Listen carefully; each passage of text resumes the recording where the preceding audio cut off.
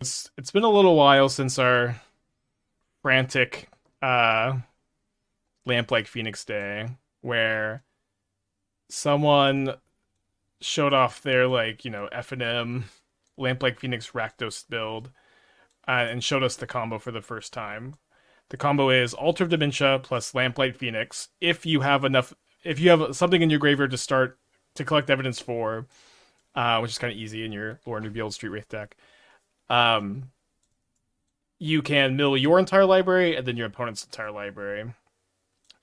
The combo itself is very interesting. 2 mana artifact into 3 mana creature that potentially is completely immune to a creature removal. I think is super cool. In practice, there's a lot of disenchants. Things are tough, but I was given a little bit more hope when CFT Sock top 8 a challenge. Also, Magic Online, please. When CFT Sock top 8 a challenge with a control version of the deck. So I wanted to try playing it in the Leyline Scion shell, which I think makes a ton of sense, where you're incentivized to have this higher mana value in to have your combo, and obviously Leyline Scion's going everywhere. I think this is something that we have to do. Um, I've also been in my testing really really happy with Bloodbraid Elf. Okay, there's a restart Magic Online. This was something that was suggested a lot, and I wasn't so sure about it, but it's a 4 mana value for Collect Evidence. And when you cast Bloodbraid Elf, you're either going to find a combo piece or you're going to find a Territorial Kavu. Usually I'm boarding them out when I bring in the Force of Negations post board. So like there's like a little bit of tension there, but usually just cut it. Which makes things kind of easier too. Yeah, CFT's version is really cool. I feel like we have to get this done, so Leyline Sign is among every deck, spec with every deck. Leyline Sign just makes sense here. I don't know. We haven't trophy with Leyline Scion this week. We have trophy with Breakout Amalia and Sorin Vampire Pox. I'm gonna keep this. I think we have a Leyline. Leyline always makes you keep the awful hands, but we have 2 lands. We have a Subtlety to pitch. I think this is okay.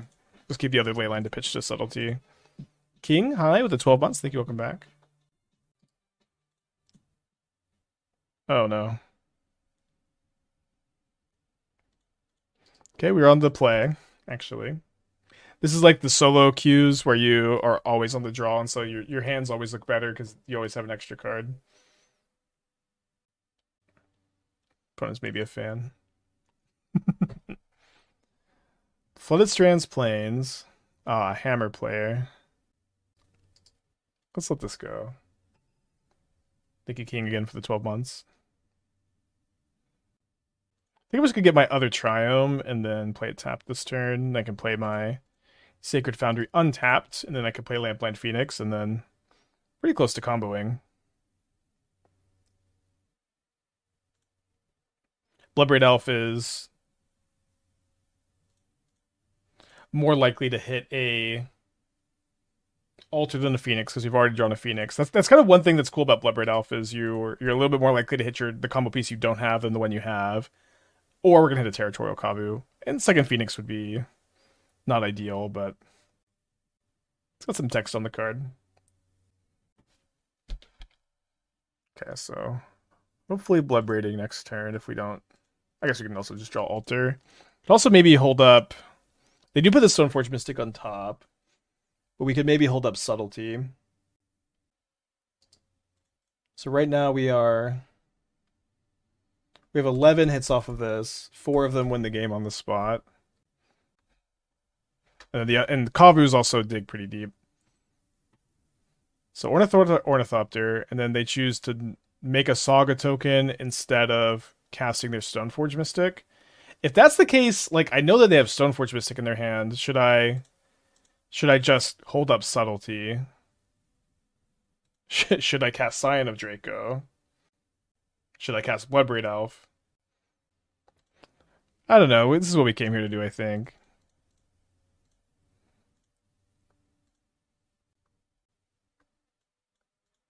Okay, we'll take a Kavu.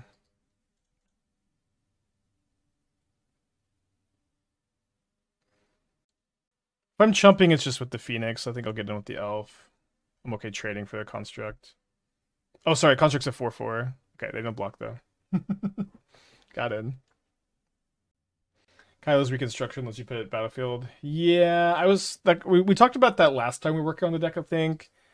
Could be cool with like with like Lotus Bloom in the deck, although mana value issues are tough. But I've always wanted to play Kylo's reconstruction with Lotus Bloom. I think like hitting it off of that is pretty cool. But I'm not sure. Like you have mana value issues in that kind of build, and reconstruction is also like very slow and clunky. But I do like that Lotus Bloom. Like you can sink the mana into reconstruction and then hit more blooms off of it. Hitting altar was a win there. Yes. It would have been pretty deterministic because we already have 3 collect evidences in the yard. Theoretically, I guess you could have like 9 lands on top of your library or something. Statistically unlikely.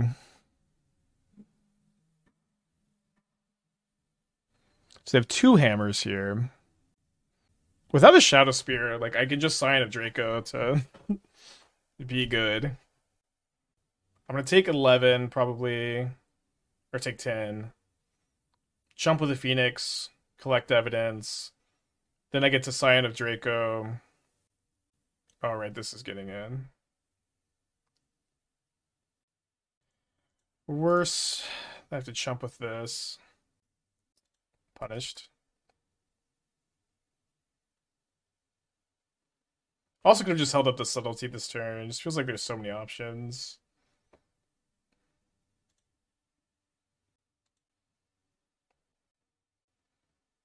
Jump the 10. Oh, sorry. I don't know why I jumped the 10 instead of the 6. Although, if they move the hammer over the... Oh, okay. I guess they moved the right hammer.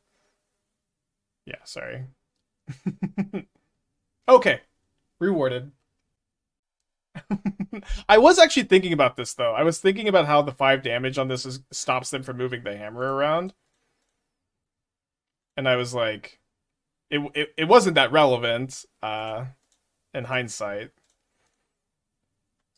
But because they just don't have to do that. But that is why I blocked the construct. But I should have blocked the 10/10, but I just get to -2 creature then. This is so funny. And now I have the big first strike wall up. But they do have Stoneforge Mystic for Shadow Spear. And then they can like move everything onto the Paladin. So do they have a land? Yeah, one of the games of all time. They don't have the land, so we get to untap. Don't really get to get in with our Kavu unless we feel like we just need to Desperation Dig for Leyline Binding or Fire Ice or Altar of Dementia. 9 + 6, 15. Don't attack, brother. Come on. Poor hammer players. They should have moved on the Paladins than that. Yeah, if they were going to attack this turn, they could have done that. I mean, I just have like a free like block and then collect evidence with Phoenix. Poor Alka. It's always so tough to watch someone play your pet deck poorly. I know from experience. Okay, so they get Shadow Spear. They move it here, attacking for 23, 23. I'm gaining 7 in the air up to 16. I technically have 3 more, so this is 9 + 6 + 3, 19. Not enough to triple block this turn. But I could block with the Phoenix. So attack for 7s, go up to 16. Block with the Phoenix, go up to 19. Absorb 3 of the damage and die exactly. So I guess I'll be blocking with 2 things. And then just trying to fly over for the win next turn. They have trample. Yeah, I'm counting trample, but I think I only die exactly with trample at the moment. Because I block up to 19, and then I take 19 via the trample. Should we shove the Kavu and dig for altar? I think the answer is just no, because I'm just winning this game at the moment. Oh, they're getting 22. Never mind, I'm not winning this game. But we can do that next turn too. And we also have the option to, like, if we draw another Kavu, we're happy we don't attack with this Kavu, because then we just have enough to block with everything. Fly over for 22 extra damage. Yeah, forgot about the 22 life. I still think our attacks are right. My opponent's also a certified punter at the moment.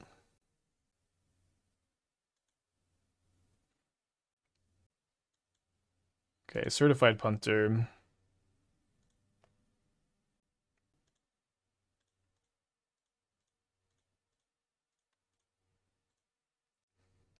I don't think we can kill the 22 if we draw a combo because of the chump with something. Well, we get the Phoenix back, so we will be minus a Bloodbraid Elf, and then we'd have 3 plus 10, 13 plus 7.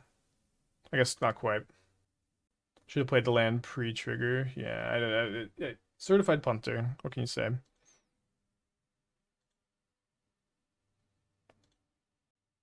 They have to have Surge, no way. I mean, when your opponent just makes like 2 super backbreaking mistakes in a match, like you don't have to give them that much credit for the Surge. You paid this guy to lose, man. If I was paying people to lose, I would make them act a lot better. And I would make them play into my cards so my cards look good. You know what I mean? I'm cutting Fire Ice. Fire Ice is kind of mid. It's not the worst. Street Wraith is really important just to have something in the yard to start the combo, so you can go like 2 into 3 and win the game more often. Yeah, I'd also make them play faster. I'm gonna do like 2 Subtlety, 1 Fire Ice for Fov. I'll keep this. So I can play around Esper Sentinel the best by playing a fetch land on turn 1, so I could pay for the tax.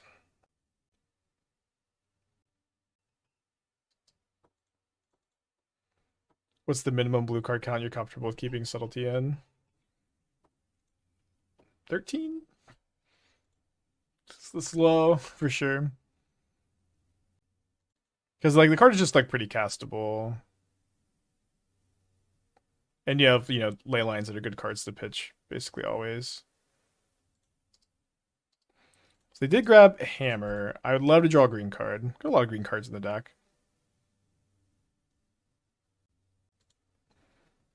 Maybe just setting up to go like binding into hardcast force.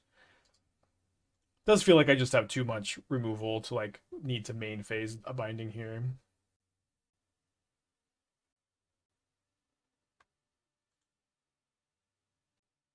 What's my favorite janky modern deck? Maybe not great at winning all the time, but fun when it does the thing. Goryo's Bruna classification with gifts, of course. Should have binding this to guard his aid. Dead to second hammer plus surge.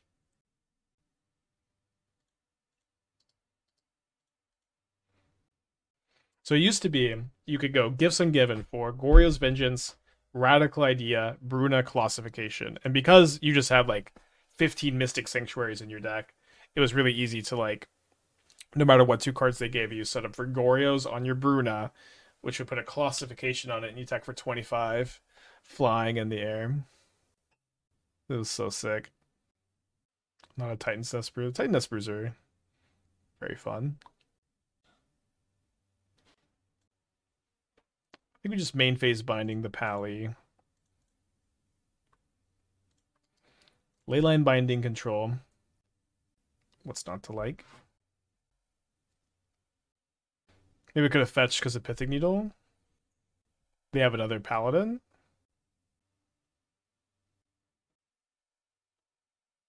Kinda. So I think I'm gonna binding the hammer that they equip. Take 1. And then hardcast Force of Vigor main phase on second hammer and the Forge Anew. This line is worse against second Forge Anew. I guess I should actually play around that, right? I should just binding the Stoneforge Mystic. It's also better against Kaldra to do this. I could just even chill on this Force of Vigor because they don't have creatures in play.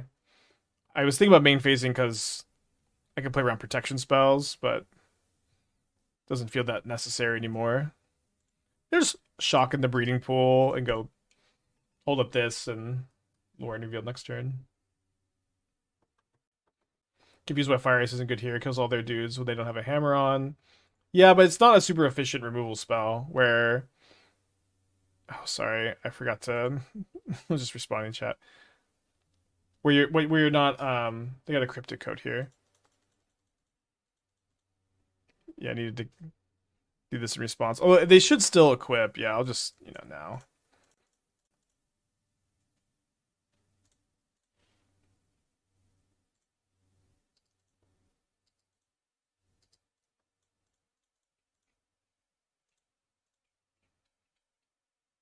Yeah, 2 mana like yeah, lightning bolt and heat are like kind of inefficient, much less like 2 mana versions of these cards. It's not awful in the matchup, but I think it is the weakest link. Also, we can just top deck a Phoenix at any time and win.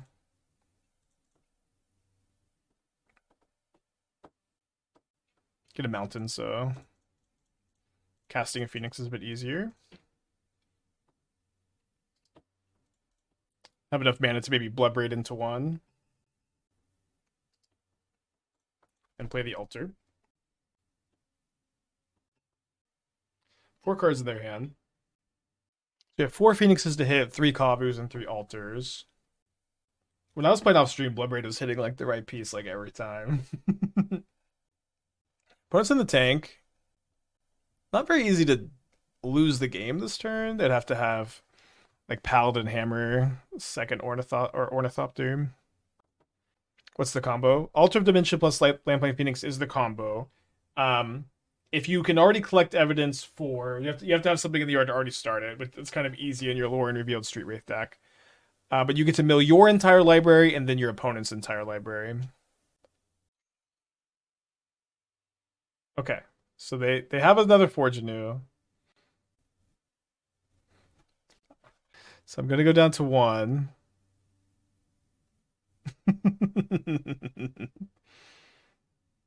Phoenix is the win. I no longer can Bloodbraid into a Phoenix.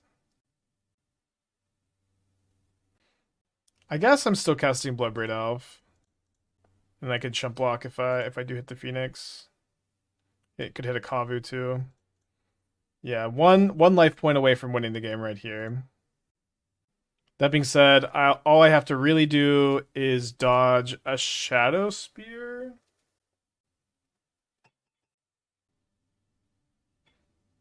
Cryptic Code doesn't let you jump. Oh, they can code onto the Stoneforge. Okay, we'll see if they see the line. Did I take an extra point of damage somewhere? I might have. They can't code. They cannot. Oh, yeah, Coat doesn't have an equip cost. So it works with Sigarda's Aid and Paladin, but not Forge Anew. Opponent every time clicks the Stone poor Hammer player. Clicks the Stoneforge at the beginning of combat. I might as well chump with the Bloodbraid Elf, so I just have extra collect evidence. Do they have the Shadow Spear? Good for them. Game 3. I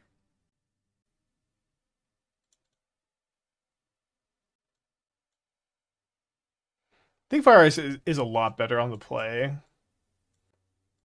Subtlety is also worse on the draw on the play, so I think kind of makes sense. Okay, on the play. Gonna keep. See what we find off the Street Wraith. Hope we just an altar. That'd be so sick. Less sick. We have a bunch of Force of Vigors in the deck at least.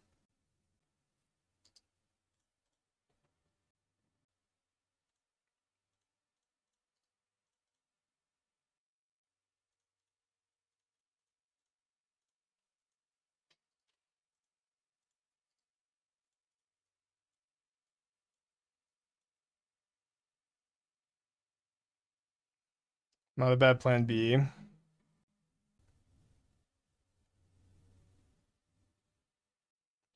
I'm definitely gonna cast the altar. And then as soon as we draw land, we have the combo. Is it surely that's not the first time I've cast altar this match? Maybe it is. I thought we had it in play. I guess this is the first time we've cast it all match. We're in a Spike Rate Hammer time currently in the trash can. I think Hammer Time is very far away from being a playable modern deck at the moment. If you want to play an artifact based aggro deck, Scales is miles better. Streets ahead, some might say. All right, land. No such luck. Let's play the Scion. Okay, if they had a counterspell, I'd rather them counter this than my Phoenix, I suppose. If our opponent didn't punt game one away. Yeah, my opponent could have won this match. That doesn't make Hammer a good deck. I would certainly hope the Hammer is capable of winning a match. Yeah, I think it's bad against all of the top decks in the format. I think like now that Murktide and Scam are pretty unpopular, it just doesn't have good matchups. It's bad against Yawgmoth. It's bad against Titan. It's bad against Coffers. I think is it bad against Coffers? I think so. But also just didn't make a Saga token end of turn. I think it's bad against Gorios. I think it's bad against Domain Zoo. It just doesn't have good matchups. Elk at Shambles. I don't know. I chatted with Elk a little bit. Elk at the Hunter Burton, and he shared some of these sentiments. If Elk is down on Hammer, it's just not a good time for it. But also Scales has like been the better deck for a while. Okay, 4 mana, 4/4, reach, ward 2. At the beginning of combat any turn, other creatures you control power 4, greater green, trample, and haste. Cool. Not like a constructed card, probably, maybe standard, but certainly a very cool card. I'm in fact not down on Hammer. Oh, okay, sorry. I guess I'm slandering you. Okay, equips onto Paladin. They don't actually have a creature that doesn't have Summoning Sickness here, despite the fact they could have. Can I please draw land? Can I have a break today?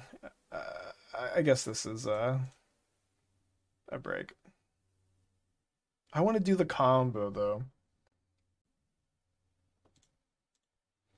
Did you not say Hammer's? You probably didn't say it at this point, Alec, but did you not say Hammer's so bad when we played at the Hunter Burton? I feel like I'm totally creating a false memory now.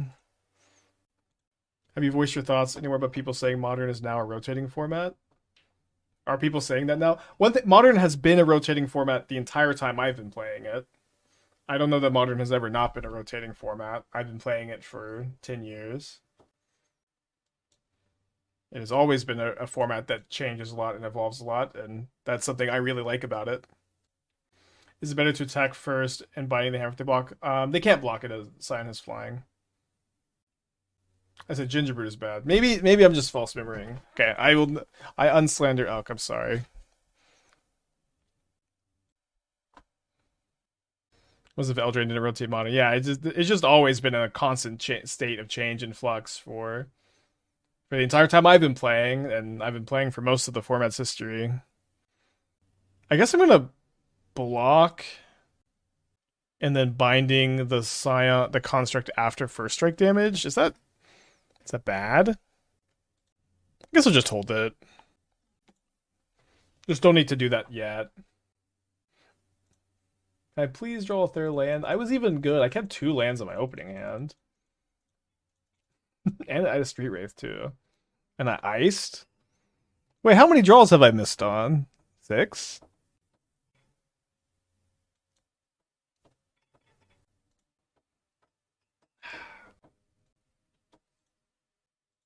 And punished for not binding end of turn. Yeah, this was our 6. No land. It's okay. But also to the point of Modern is a rotating format. I personally like that it changes a lot. I like that it evolves a lot. I would find it to be pretty boring if it didn't. Yeah, I think I am not gonna cast the Kavu. I think the point is now it changes 10 times more than it has in the past. This is not true. Making it no longer financially comfortable for people to keep up with, in paper at least. I've been playing Modern for 10 years. The amount you need to spend to buy your updates for single tech are definitely at all-time high. I don't think this is true. Like, I think what are we even talking about? Like Like if you bought a deck at the beginning of Modern Horizons 2, you had like a good tier deck for like 2 or 3 years. This is longer probably than almost any other strategy survived, with the exception of maybe Pod and Twin.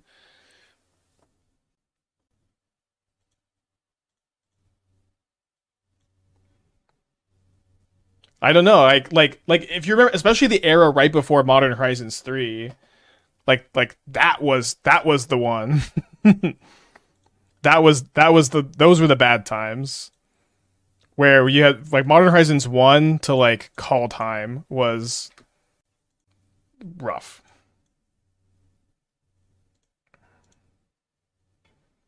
You could do own 100 gen cards and play for a decade. Not a decade. I don't know. You can also still play Jund right now. Liliana the Veil is currently good. 1,000, 2,000 decks for moderns. I mean, when I was started playing, they were that expensive too. They're actually cheaper now because of inflation, as opposed to 300. 300 is a fantasy number. Jund, when I started playing, was like probably a $2,000 deck, maybe like 1,600 something in that range. But I don't know. It's again, this is also not the complaint about how expensive modern stream is.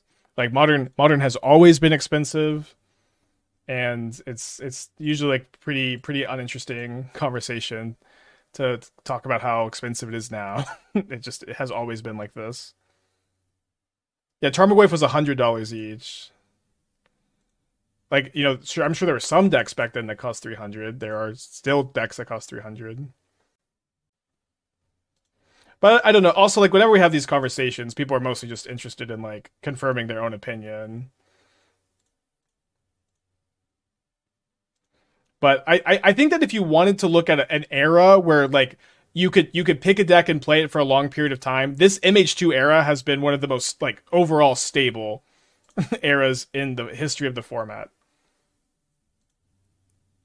Like if you picked up Murktide at the beginning of MH3, it's like been a solid deck for like this long time.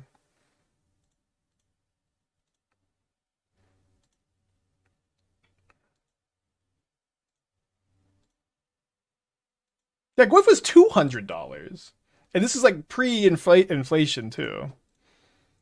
People just really have like rose-colored glasses.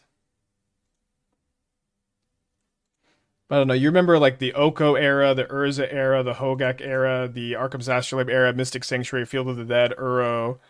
Like this shit, those were the bad times.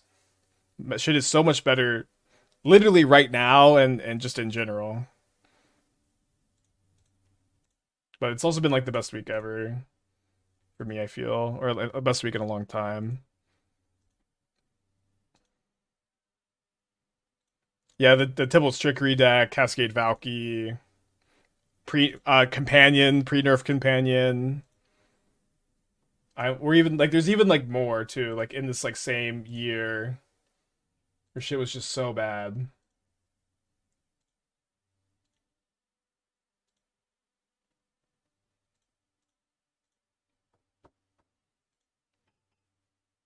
But people just have such a rose-colored glasses when it comes to how modern used to be. It's like all Magic players are like this. They're so nostalgic for no, maybe I should be milling my opponent a little bit to play around Surge. Although if they have Surge, I could just kill them on their turn. Click Super Dark Pool, much less.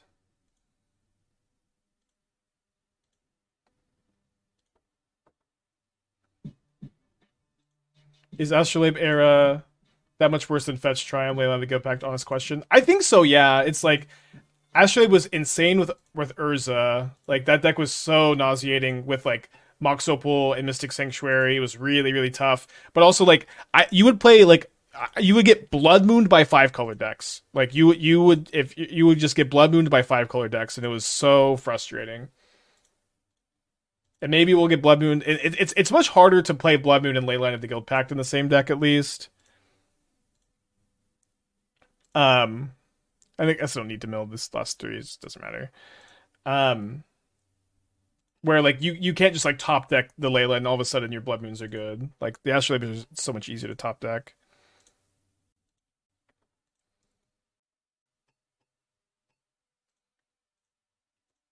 I haven't played Modern competitively in 6 years. Yes, the bad times are kidding were the worst for sure. This era with all the free spells, all the answers, threats seems freaking horrible.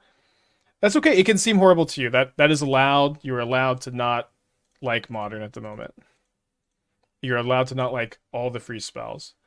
Um, but uh, whatever. I'm having a good time. At the very least, it's a very tired take. Free spells, image two, modern bad. I just hear it so often. It just kind of falls on deaf ears. Okay, opponent concedes.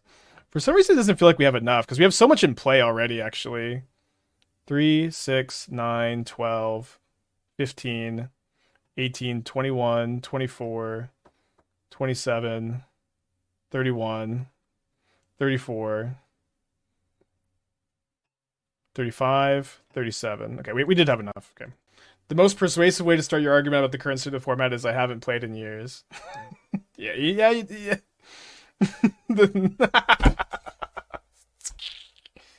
Yeah.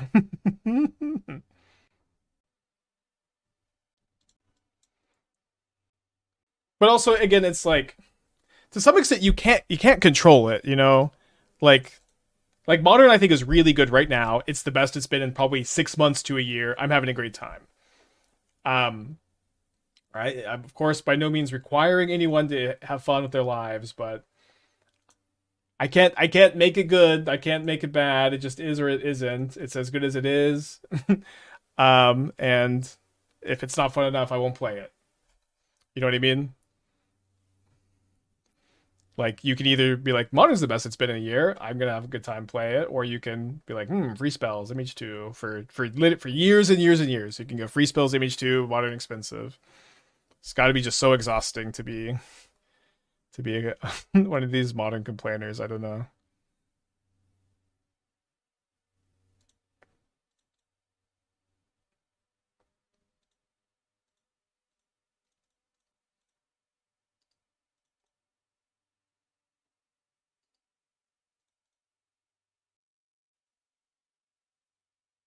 Classic chat back taking a spikes to unlock. I guess I know. I also just get so sick of it.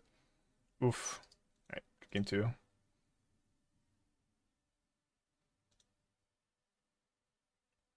But also, yeah, there's a lot of Magic formats out there. There's a lot of Magic formats that you don't have to play Modern. Standard is good. Pioneer is interesting. Limited is sick. You don't have to play Magic.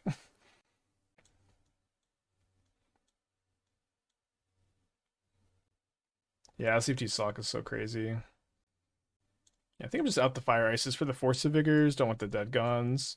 I think I kind of like the idea of playing the fourth Subtlety. Maybe I could cut a Street Wraith. Pioneer's interesting. Some people really like Pioneer. I don't know. I was playing Limited with a guy recently, like at RCQ. Or I guess was I playing Standard? I was playing A4. I was like, yeah, I play. I only play Pioneer. I really like Pioneer. Life's too short not to play my favorite Magic formats. I think I'm still getting Triumph here, so if they remove my Leyline, I'm not just super cooked.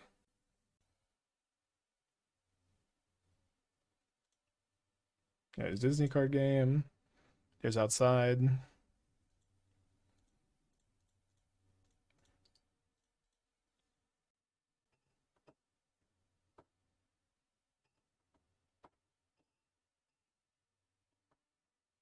That's what the complainers do. They don't play Magic when I want to know why. Yeah, yeah, that is kind of a common truth. I haven't played Modern in 6 years, but here are my complaints about the format.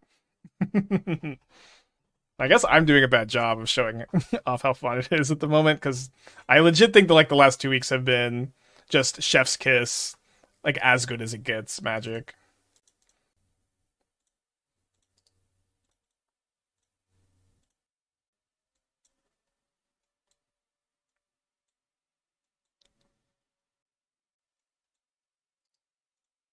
So if they attack, they probably have a binding. Okay, they don't attack. I'm gonna cast the Bloodbraid Elf. These like Leyline Scion mirrors are always so lopsided.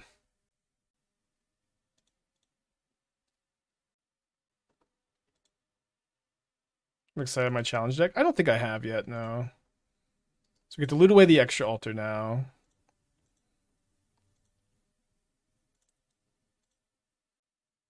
No comment on the card? I mean, I haven't read it yet. I'm playing a game. I can't read that fast. I can barely read at all.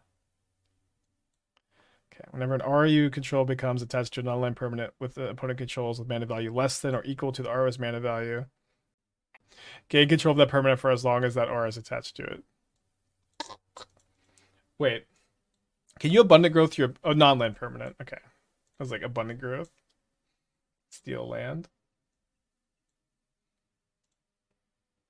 So you said Leyline Sign is fun because it's new and powerful. These sort of things are interesting for time. How long do you think you'll be excited to experiment in the space? I don't know.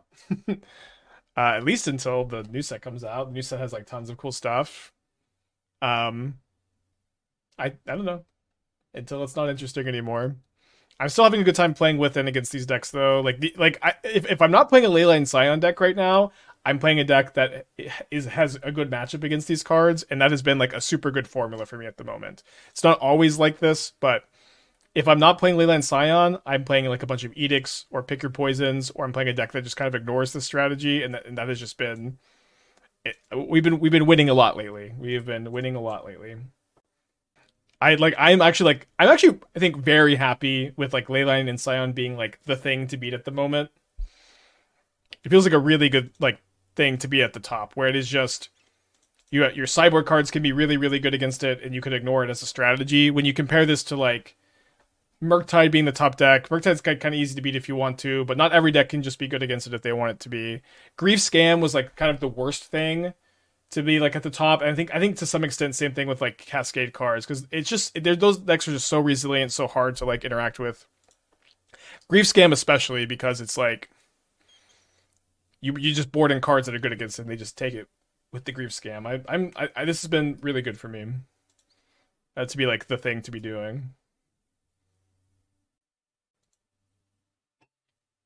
What purpose does Altar Phoenix serve? It's an infinite combo. It allows you to mill your entire library and then your opponent's entire library. So I kind of like the idea of subtletying this, so that if my opponent has a Leyline Binding, I don't have a bad block still. They put the Brawler back on top. Again, I think it's good to get the Triumph so that you have it in play if they get rid of this. Oh, we have the combo too. Let's go ahead and get the Scion down this turn. Infinite combo limit to milling roughly 54 cards. Yeah, but thankfully Yorion isn't in the format.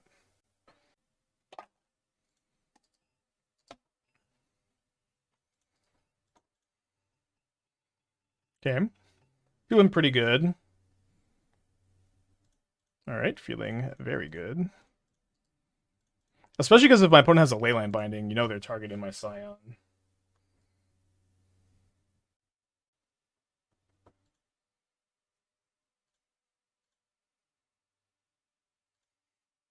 Although I guess they are just also losing to Leyline Scion here.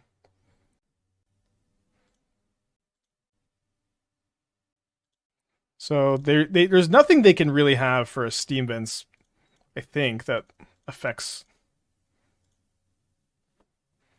my combo here. If I don't mill enough evidence to collect off the first one, which is kind of rare, then I could sack my Scion also, which is obviously kind of risky, but looks like we will just have enough evidence to collect.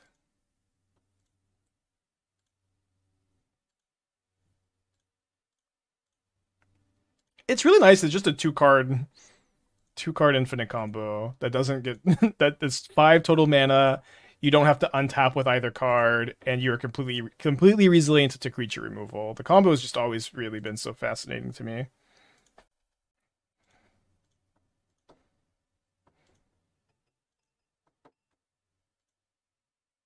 Because the GGs doesn't make us click through it, and we're 2-0.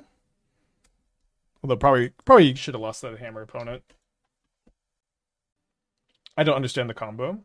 Okay, well so you mill yourself, and then you give yourself enough evidence to mill your opponent.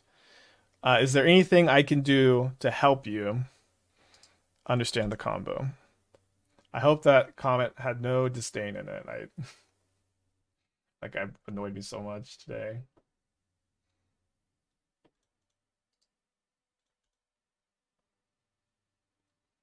Awesome Gravy, welcome. Glad to have you here. No disdain. Okay, Meyer for Mortuary. Interesting. Don't know me so much. I try so hard. I love you guys so much. I love being here. I play up stuff so Magic Online isn't as boring, and the guys are just waking up and choosing violence. Sunken Citadel, Bloodstained Mire, Underground Mortuary. So I don't have a black. My only black source is Zagoth Triome. Maybe I shouldn't have it, but I also have Lrien Revealed, so like the mana gets a little bit weirder. Maybe I should have played Altar this turn too. Should have been kind of nice with the Bloodbraid Elf plan. It's not really sure what they're doing.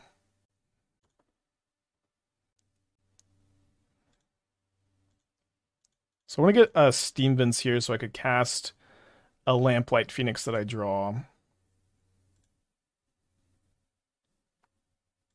I think I'm just going to go cast Altar, hold up Binding.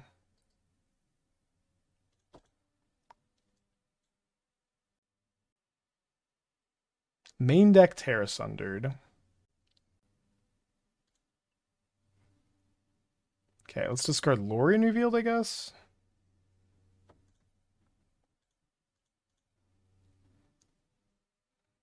And do I even Binding? I think I will Binding. But I could send the Liliana just to 1 loyalty. It kind of depends, like, is my card that I draw next turn good or not? Because I read the card is good. So yeah, now I wouldn't have minded discarding that so much. Gotta have faith in your deck. So you find an Altar. It's nice as our next Bloodbraid Elf is not that likely to hit an Altar. There's 8 Kavus and Phoenixes and only 2 more Altars. These have been really good. It's still just for Saga. It's probably for Field/Sagas. Okay, I think I mill my opponent. I want to see just more of what's going on. I have plenty of collect evidence here. So they're playing coffers. They're playing black-green coffers. Looking for a Phoenix. Ding, ding, ding, ding, ding. And before Cling to Dust, I guess.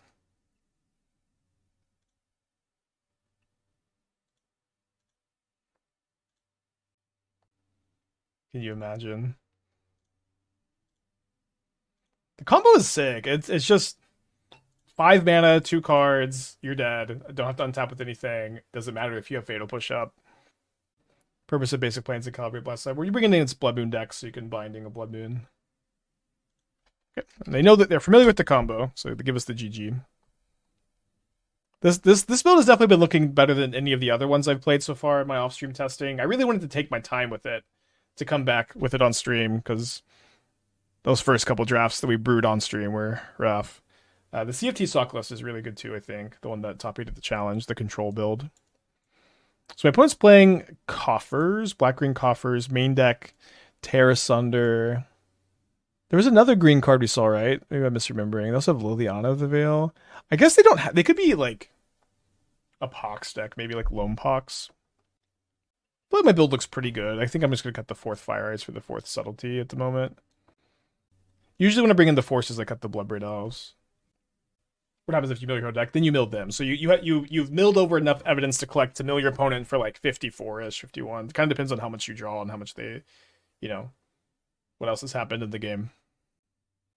Am I going to get a stall warning if I sideboard Emrakul plus Thoracle to beat opposing Shuffling Titans? It won't work, right? Because you're like exiling your stuff as you go, so you don't have enough cards in your library to like mill yourself, mill them, see that they have Emrakul, then like, you're trying to exile everything in your deck. You're trying to exile everything in your deck until you just have Oracle. Ooh, no, that might work. I don't think you'll get a stall warning. It's kind of cool tech. Maybe, I don't know. Can't mulligan. Then you need to draw Oracle. Well, I think you should probably be able to set it up to where the only card in your library is Oracle, because you can just like exile your lands when you collect evidencing. Okay, I'm so excited to Leyline Binding this grief.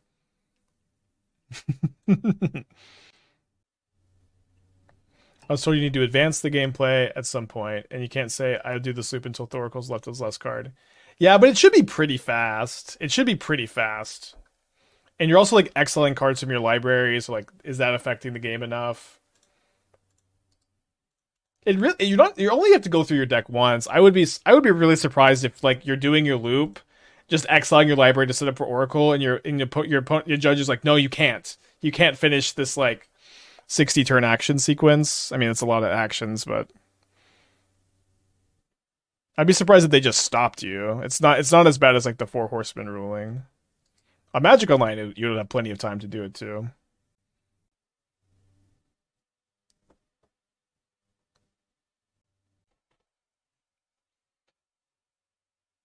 Yeah, you could shortcut it pretty easy. Well, actually, not or somewhat quickly in paper. You just have to like show it everything. It also may not work because you may run into an issue where you like. I guess I'm gonna upkeep, play around Terra Sunder, top deck.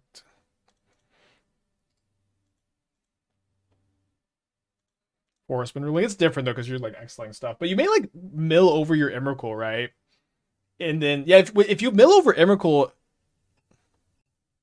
oh sorry, you're not milling over your Emrakul. Wait, so you have to shuffle the Narcomoeba back in. I'm so confused. Just confused myself.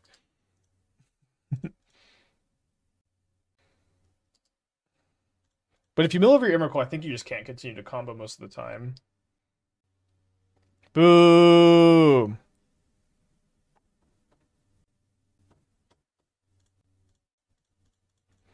Save me, Phoenix. Intimidating. 15 months. Thank you. Welcome back. So I got 2 turns. Okay.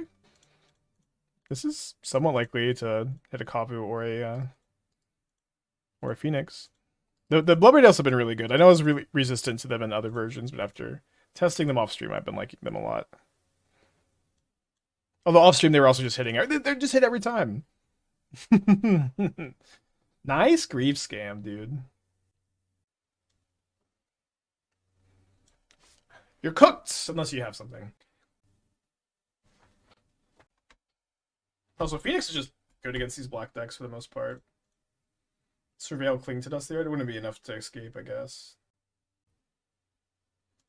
Okay, that's what those Citadels are for. I guess they're like the black scam deck without the conceding. Getting some lag. I guess I should restart Magic Online.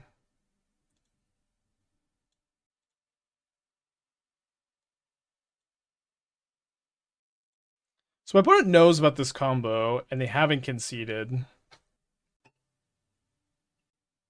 So should we be worried about a piece of graveyard hate? I think I'm just gonna pass and then like go for the double block and then start to do the combo. If they have a Cling in my deck, I'm cooked. Ooh, right. Okay. Well now I'm going for it. They have surgical. I mean, I can't beat that. Yeah, maybe they have endurance. It does seem like they have a plan here, so we'll find out what that plan is. Could just be like an Emrakul, and then there's always game 3.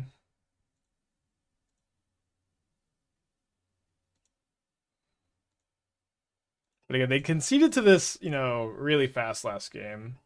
Although sometimes people like concede really fast game 1, and then when it's game 2 and they know that it's over,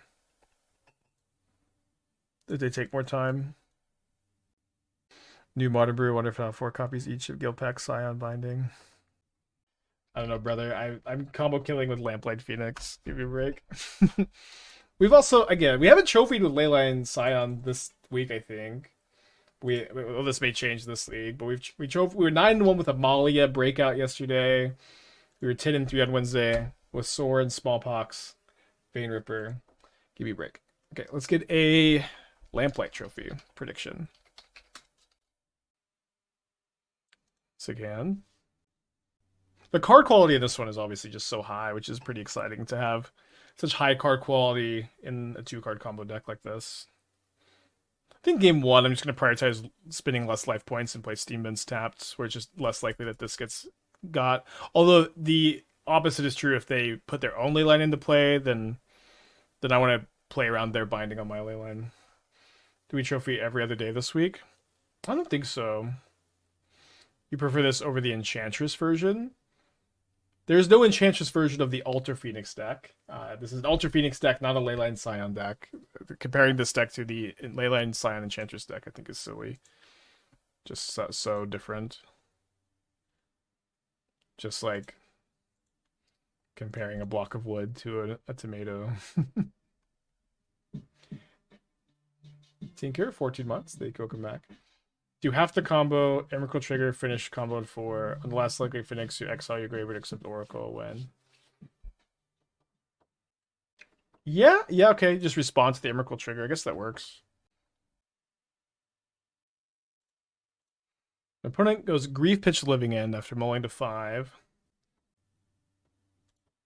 Certainly want to prioritize getting this Kavu down, since it does have the exile a card from a graveyard mode. And also Subtlety in the yard is relevant.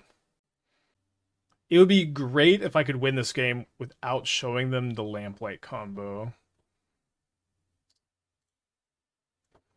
I guess I came prepared. The Leylines are mostly for Gorios. Oh, they're playing the I can never remember the name of that card. Bloodbraid Marauder version. I did remember the name of the card. Okay. So I think discarding Scion of Draco is going to be a big priority for me game 1. They did put the Grief on the bottom. That's kind of to be expected. They do have Delirium here, which kind of sucks. This being 2 types of Delirium is pretty cool. Although they just concede the game. We were, I guess, still doing good if they living just cast the Scion. So great to be up a game. I'm going to bring in 3 Force of Negation. I'm going to cut the Bloodbraid Elves when I bring in the Force of Negations.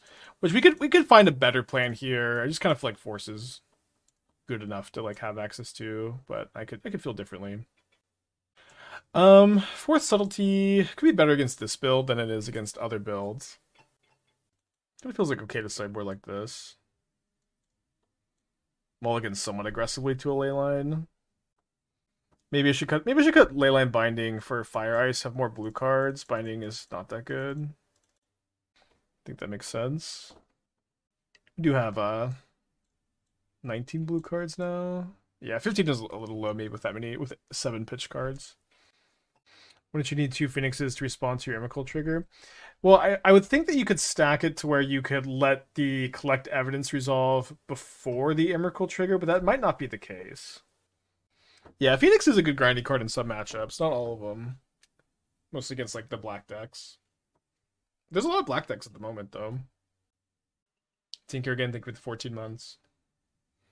Shouldn't you always say you have 18 blue cards to pitch because you're counting the spell itself? I don't know. I usually just do like total blue card count, but like yes, that's.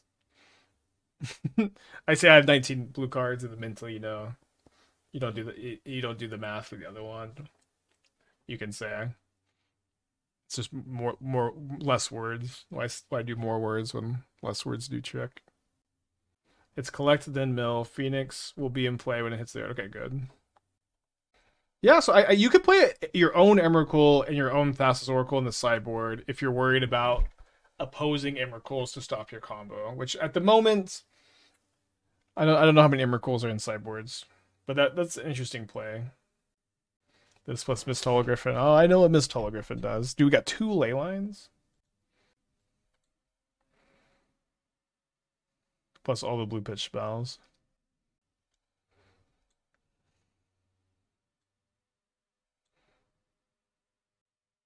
I don't know. Sounds fun. Sounds fun for sure. I feel like you need to do something a bit more broken than cast 2 mana 3/3 after playing this. Wait, what the heck? Did I show them something that implies I was on the combo? Think the plot mechanic is going to be impactful? I think there will be some good cards with the plot mechanic, sure. Typically, I like to say that there are no good cards, or no good mechanics, only cards, and this tends to result in like a really unproductive, confusing conversation for everybody. But so far it does seem like there's some good cards with the plot mechanic. The green black impulse demonic tutor style card. I think the 2-mana Jace is really cool. The bird with prowess and haste, that card looks great. Yeah, they may have been watching the stream earlier. I just can't remember if I showed them the card. Obviously, I'm happy if they had tuned in earlier. I take my altar, which I guess I don't mind because I don't really have outs to this. For the combo, at least. Now I'm just like hoping to do my thing.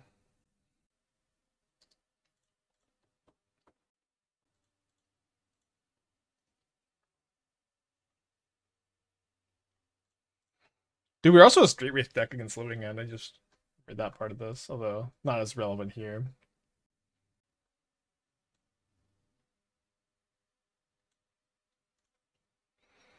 I'll ice you. Although maybe I would like unironically prefer to fire a Bloodbraid Marauder. No, I'm gonna ice. No, I boarded out my bindings, not expecting my opponent to bring in Leyline game 2, and I just kind of looked like a normal domain deck. Sure.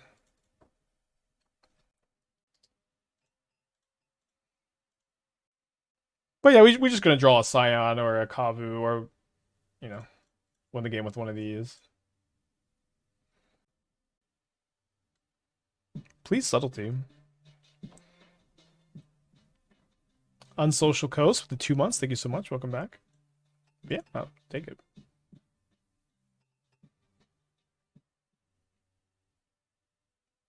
Is it correct to counter that? Depends on their hand, maybe. In these kind of like weird low resource games, like you kind of have to be the one to identify, am I the one that wants to take any 1-for-1 trade? To me, it didn't seem like my opponent was in that spot where they would just take any 1-for-1 trade. So we have a 5-lander, but we do have Kavu into Phoenix. And a Cycle Land on the draw. I think on the draw I'm going to mulligan. And this hand is a lot better. Okay, let me put back the Fire Ice. It's really nice to have Street Wraith just as like a combo starter.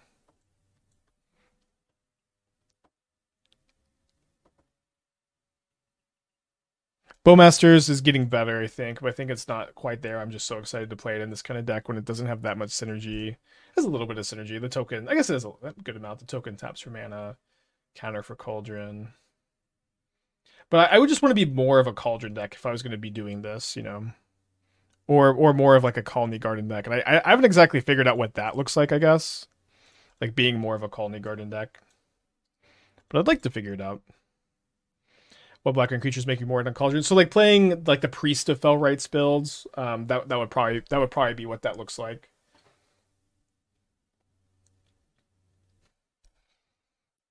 Some kind of Grinding Station Breach combo, maybe.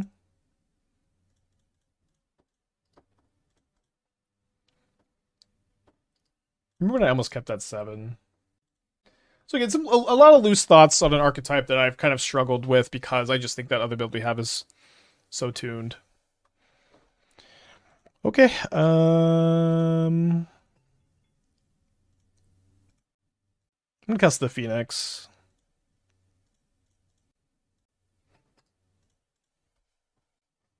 Could be easy trophy match. I guess we'll take it. It's a lot less troll terrible. Troll's like okay in those kind of shells. It's better if you have Vengevine in your deck and Bloodghast. More on the food strategy, Troll King. Yeah, Troll King's okay. You could also play the Moss Pit Skeleton plus Snarling Gorehound. I've been trying to look at those kind of builds some more. And like the kind of the zombie Cauldron list we'd played in the past. I'm getting pretty stuck. Are you gonna bolt me? They're trying to bolt the Phoenix, I think. Should have been fine. I could have collected evidence. You stop doubting a 3-0. Yeah, it's been a bad week for the doubters, I tell you what. I think my opponent's gotta be playing like Breach combo of some kind. What else could they possibly have with like Surveillant, Saga, Preordain? So playing Force of Vigor seems at the very least pretty reasonable. Where if they're on any kind of Underworld Breach combo, it's going to get them, and they're at the very least a deck with Urza Saga. The answer is drop zombies when the skeleton comes. Yeah, I mean, I'm excited about that card. I'm sure you're bummed. So maybe do something like this. Maybe I'll play just 3 Force of Vigors. That seems a bit more reasonable. Prove Knight of Sweet's Revenge. I don't know. Like that one also, I feel like got kind of solved. I don't, a lot of times like I'll have an idea, work on it for a while, maximize it, and then just not go back for a while. What was the inspiration behind this deck? The Phoenix combo had enough slots to fit into the very powerful Leyline package. Yeah. That you can build the deck with really high card quality and still maintain your combo potential. And also Bloodbraid Elf is like a pretty good card selection tool to help assemble the combo. It's kind of random, but your odds of hitting either Kavu or the combo piece you need is pretty good. And we have played 2 versions that I think were just significantly worse built, and this build I think is the best one we've had so far. Maybe we find a better one. Maybe the CFT Sock Control List is the best build. But the combo is interesting enough to me to work on it. Let's work on it some more. I know the first couple of streams we had with it were rough. But I think people believe that there's something here, and I do too. Maybe we should just play Altar. I think I'm going to Ice instead.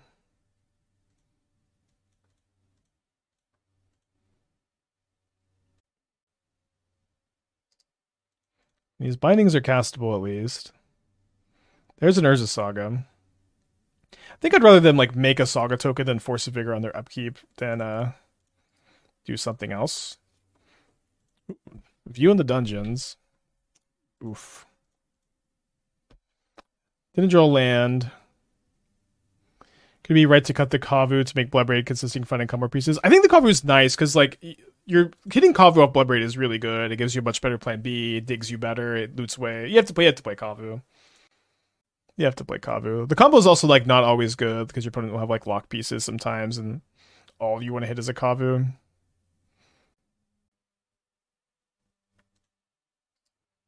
Okay. Sacred Foundry would be sick here. Because then I could double spell pretty effectively. I'll play around a second spell. Oh, sorry, I can't play around second spell pierce. This costs 2. So here if my opponent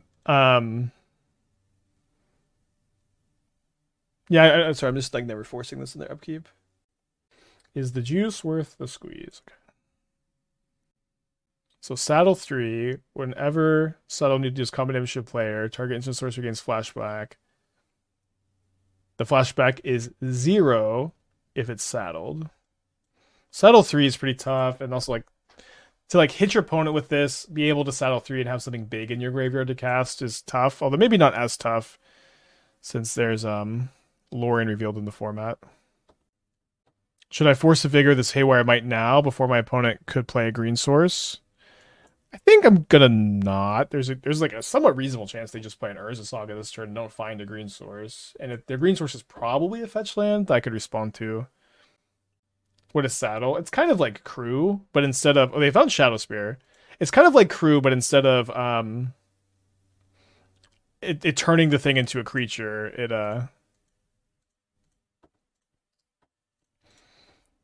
it just enhances the creature you already have.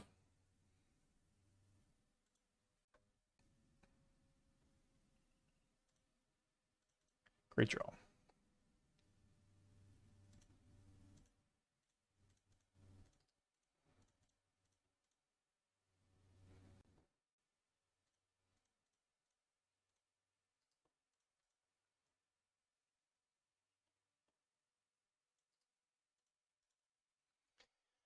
All right, feeling pretty ahead. I don't want to count my trophies before we get them, but win or lose, it's been a really good week for trophies. They find another copy of Urza Saga. Saga looks awful in their deck. They suspend Ancestral Vision. It has been kind of a soft league, admittedly. I think I'm just going to grab Steam Bins, cast Phoenix with Binding up, and then I guess I'll exile something from their yard. Oh, I can't cast. I can't keep binding up because I have to tap my Sacred Foundry. I just have lethal in play for next turn.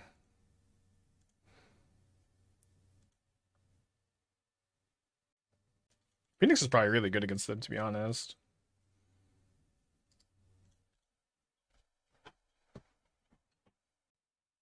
His opponent's 0-0. We've had to play against some 4-0s at 0-0 lately. The league matchmaking has been weird. Yeah, I'm like on the leaderboard for the trophy race. Or for the trophy. Although I'm so far behind Selfie and Chris. Do I catch Meninone? I'll just race Meninone.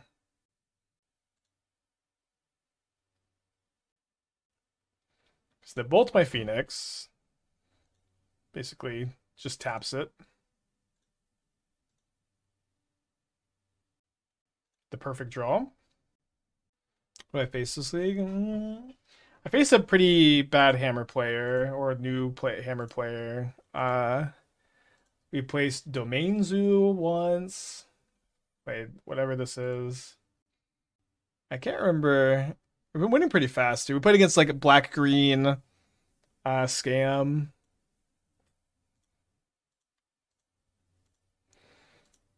And we have probably trophied here. How do you get that many trophies ever? I don't think a 4-1. We had 7. Was it how many? What was our record? Was it 76? 74? It wasn't. I think it was 74 or 76. It wasn't 75. We I believe have the all-time record for most trophies in one season. It was Hal. And we have another one right here. 10 this season so far. It's been a really good week. Now we've trophied with the Leyline Scion deck. We can go back to complaining about Leyline Scion. I think our wins are like pretty even between Leyline Scion wins and just regular domain reads. Yeah, let's go and run it back. I don't know. Let's play some more. 5-0. I think it's funny. I think the Bloodbraid version is better, and Bloodbraid has not been the main reason this deck's won. I think the Bloodbraids have been really good. I don't know. I think they make a lot of sense.